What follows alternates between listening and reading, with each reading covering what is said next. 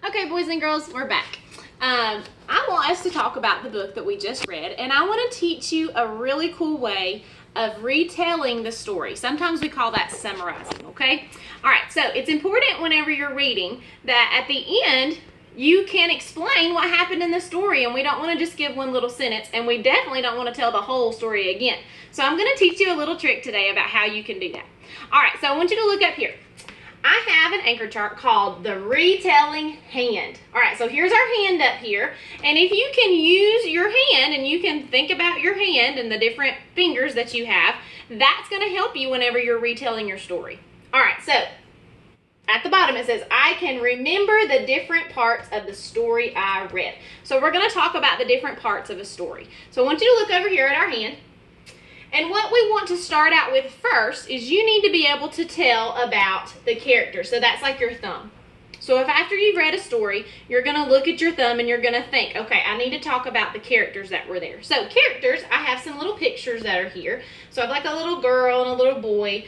And I have like, if you were reading about the pigeon, like the pigeon books that I think are really funny. Your characters are who are in your story. Now, your who... that could be people, it could be animals, it could be creatures. Whatever book you're reading, you need to be able to tell those characters. Okay? All right, so let's look at the next part, the setting. Okay? The setting is when and where. If you can tell when and where your story took place, that's going to help you in retelling. So look, I've got like a house, I've got out in outer space on a different planet, I've got a castle. It could also be like in the summertime or in the spring, maybe it's nighttime. So that is your setting. So that would be like your little pointer finger. So we've got characters, setting, and then the next thing that you're going to tell is going to be, look, we've got a knot here, the problem, okay? The problem is what went wrong. Because in every story, there usually is a problem. What went wrong? And if you can answer that question, that is the problem, okay? Now, we're going to move on to our little ring finger, okay? That's the events in the story, okay? The events is like, what happened? And then I want you to look at my little picture that I have here. Like it's like a roller coaster. It's got a B, M, and E. That stands for beginning, middle, and end. So there could be a lot of events that happen or just a few. But you need to be able to tell the beginning events, the middle, and the end. So remember that for the events, okay?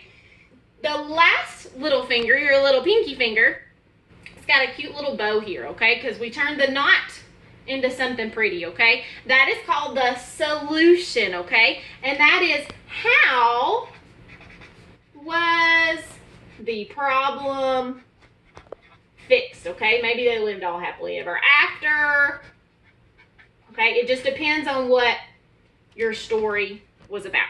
And then I think this is really important too. Your palm of your hand, okay? I have a little heart. And that's the central message, okay? And the message is the lesson. Sometimes in a book, the author will be trying to teach you a lesson.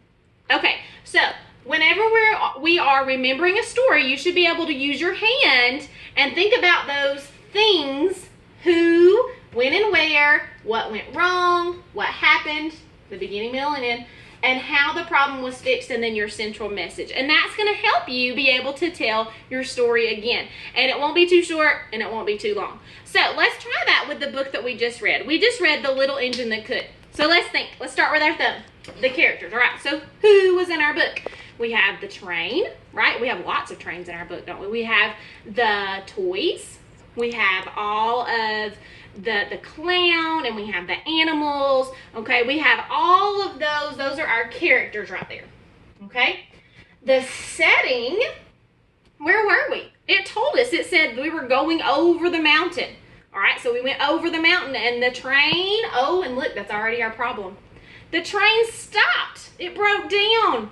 It can't go anymore, okay? So that's our problem. Now, the events is what happened. Okay, remember we had some engines that came by that would not pull them.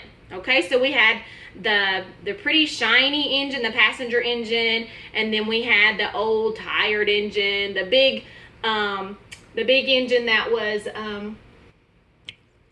he was real grumpy. He was like, I'm too big and strong. Okay, so those were our beginning, middle, and end. Those were our events.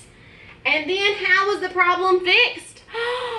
The pretty blue engine came, and it was a girl. The girl engine came, and she pulled the train up over the mountain and was able to get all the toys and the food to the good little girls and boys. All right.